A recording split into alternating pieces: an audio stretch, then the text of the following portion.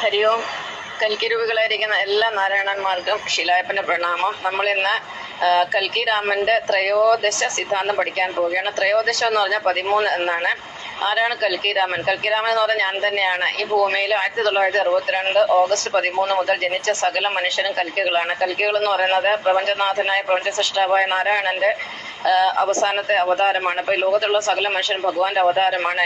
ഇവിടെയുള്ളവരെല്ലാം കൽക്കികളാണ്. അപ്പൊ ഈ കൽക്കികളെ എല്ലാം അറിയുന്ന മറ്റൊരു കൽക്കിയാണ് ഞാൻ നിങ്ങളിൽ നിന്ന് വേറിട്ട് നിൽക്കാൻ വേണ്ടിയിട്ട് എൻ്റെ അച്ഛൻ്റെ പേര് കൂടി അതിൽ കൂടെ സ്വീകരിച്ചിരിക്കുന്നു. എൻ്റെ അച്ഛൻ്റെ പേര് രാമൻ നാരായണൻ എന്നാണ്. അതുകൊണ്ട് ഞാൻ എൻ്റെ പേര് കൽക്കി രാമന് സ്വീകരിച്ചിരിക്കുന്നു. കഴിഞ്ഞ 18 വർഷമായിട്ട് എനിക്ക് കിട്ടിയ സത്യങ്ങളും തത്വങ്ങളും ദർശനങ്ങളും എല്ലാം കൂടി ചേർത്താണ് ഞാൻ ഈ സിദ്ധാന്തം സൃഷ്ടിച്ചിരിക്കുന്നത്.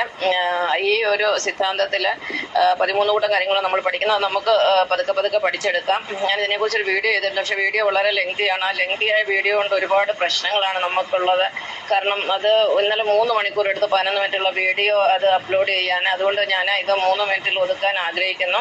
അപ്പോൾ ആദ്യത്തെ തത്വം എന്ന് പറയുന്നത് ഏക മഹാദൈവ സിദ്ധാന്തമാണ്. അതായത് പ്രപഞ്ചത്തിന് ഒരു നാഥനേ ഉള്ളൂ, ഒരു സൃഷ്ടാവേ ഉള്ളൂ. ആ സൃഷ്ടാവ് ആരാണെന്ന് പഠിക്കുന്നതാണ് ആദ്യത്തെ സിദ്ധാന്തം.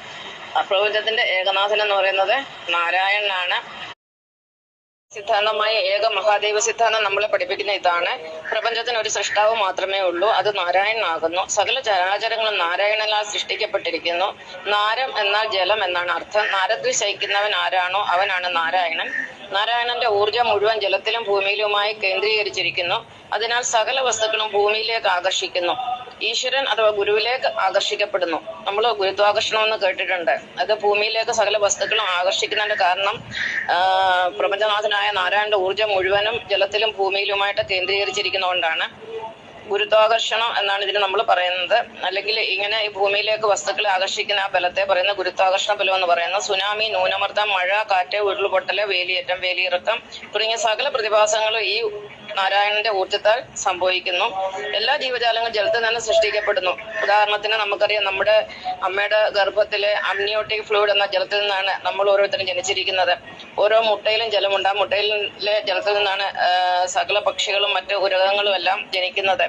ഏക ആറ്റത്തിൽ നിന്ന് ജീവനില്ലാത്തവയെ സൃഷ്ടിക്കുന്നത് ഭഗവാൻ നാരായണനാണ്. ഏക കോശത്തിൽ നിന്ന് ജീവനുള്ളവയെ സൃഷ്ടിക്കുന്നത് ഭഗവാൻ നാരായണൻ തന്നെയാണ്. അതുകൊണ്ട് ഈ പ്രപഞ്ചത്തിലുള്ള സകല ചരാചരങ്ങളെ സൃഷ്ടിച്ചിരിക്കുന്ന ഒരേ ഒരു ദൈവമാണ്. ഒരേ ഒരു ദൈവം എന്നല്ല നമ്മൾ പറയേണ്ടത്, മഹാദൈവമാണ്. കാരണം നമ്മൾ എല്ലാവരും ദൈവമാണ്. എല്ലാ ദൈവങ്ങളുടെയും മുകളിലാണ് മഹാദൈവത്തിന്റെ സ്ഥാനം. എല്ലാ കോടതിക്കും മുകളിൽ സുപ്രീം കോടതി ഉണ്ട്. എല്ലാ മന്ത്രിമാർക്കും മുകളിൽ ഒരു പ്രധാനമന്ത്രി ഉണ്ട് എന്ന് പറഞ്ഞ പോലെ എല്ലാ ദൈവങ്ങൾക്കും മുകളിലാണ്